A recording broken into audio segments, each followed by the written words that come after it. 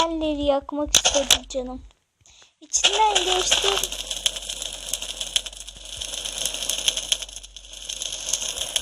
Merhaba arkadaşlar, yeni bir bölümde. Bu bölümde Nether evi, cehennem evi yani. Onu tanıtacağım. Böyle bir şey ateşli böyle. Şuralara da Nether rock yapacaktım ama güzel durmazdı işte. Şöyle yaparsam güzel durur bence, şöyle şuradan. Yani anladığınız kadarıyla şunlar yerine. Bakalım.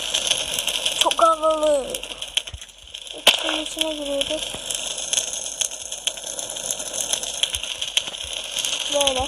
Aslında burası 2 yatak, bir sandık, bir fırın. İşte bir şey.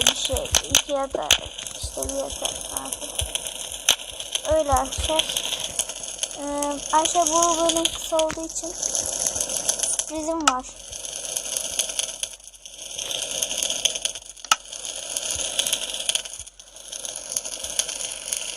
Bu ne ya, sesi?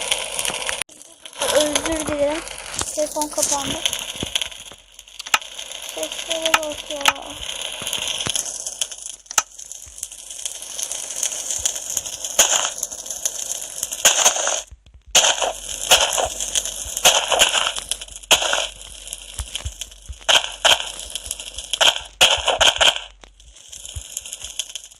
Zaten bir işe yaramıyor.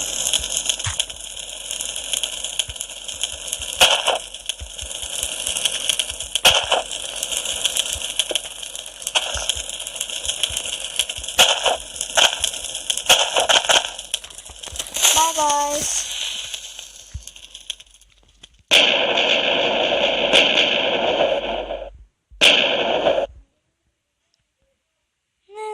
İşte bu bölümde sona geldik. İyi akşamlar, iyi günler, iyi akşamlar. Abone olmayı unutmayın.